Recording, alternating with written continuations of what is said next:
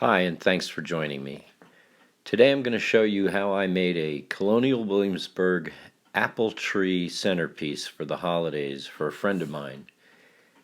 He found it online and wanted one and asked if I could do it for him. So I went out and I got some of my 2x4s that were spares, just simple studs, and I cut them into length. And then I glued them together so that it made up 5 inches for the bottom diameter of the tree. You can really change to whatever dimensions you feel is necessary, but this seemed to fit what he was wanting. I glued all the pieces together and wrapped them in paper so that the glue wouldn't attach the side pieces that I'm using for clamping. As you can see here, the centerpiece is the only part that's important. And I put on plenty of Titebond 3, figuring that he might have to wash it, and so I didn't want the glue giving out, and Titebond 3 is fairly waterproof. I clamped them all together, as I said, to make up a 5-inch square. You see there's a 1/2-inch sliver in there that I had to put in there to compensate for the studs being 3.5. In the morning, when I pulled off the paper and everything, I was left with a nice solid block. And some of the paper stuck to the block, but it really doesn't matter. I'm going to turn it on the lathe, so all of that will go away. The big key is to make sure that you got plenty of glue in there and that all the pieces are nice and dry before you put it on the lathe. Then I located my center with a simple straight edge going from corner to corner and putting a cross in the center, which marked where I was going to put my drive center. In order for the drive to catch, a lot of times I'll use the bandsaw, but in this case I just took a chisel and stamped the 2 lines so there was enough for the 4 drives to fit in there snugly. That seemed to work very well, and then I went ahead and got it set up on the lathe. As I turned it on at a slower speed to make sure it was nicely balanced, and as you see in this part of the video, you can see the ghosting effect that a backlight causes, and that can show you easily where your center is, so that when you turn down, all of that ghosting image will disappear, and then you'll know that you have a nice round. Oftentimes I'll just put my gouge on top of the piece, and when it stops clattering, I also know that I've gotten to the point that it's a good round. I used my calipers set to the 5 inches to secure my 5-inch diameter that I wanted on one end. I used my parting tool on the very bottom to just hollow out or make the base concave so it sits on the plywood. It will sit flat. Then I marked the length for the height of the tower with a pencil, simply using a pencil on the rest and giving myself a mark.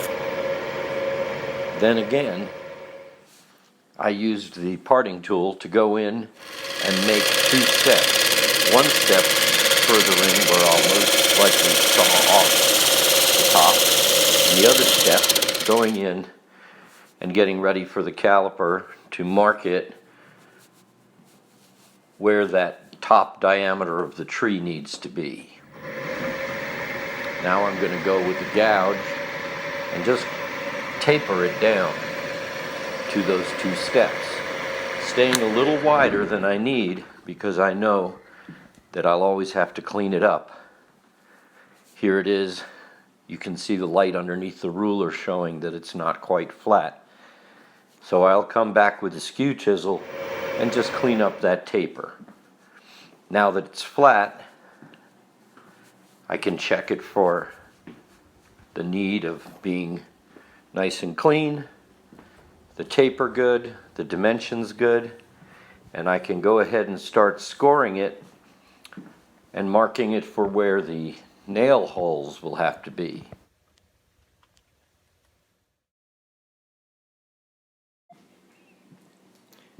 I use the tool rest for that because it's parallel to the piece. So all I have to do is angle it in and draw my lines, and slowly just turn the piece with my pencil again to show where the partitions are that the nails will go. Here you see that I've used a little drill to start the nails and tap them in to make sure that they're all go in without splitting.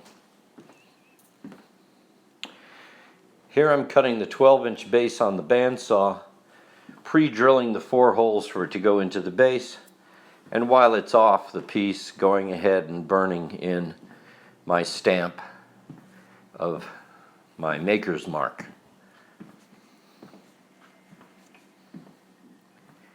Now I have to part off the rest of it and then take it to the bandsaw to take off the very top,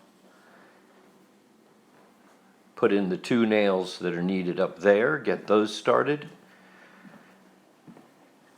take them back out, turn it upside down, put the plywood on it and screw it to it. Here you see all the nails are in there and it's being painted green for the background so that when you see through the fruit and the leaves, it's the same color. That's about the size of it on the table before it's been decorated. And here's the new owner of it.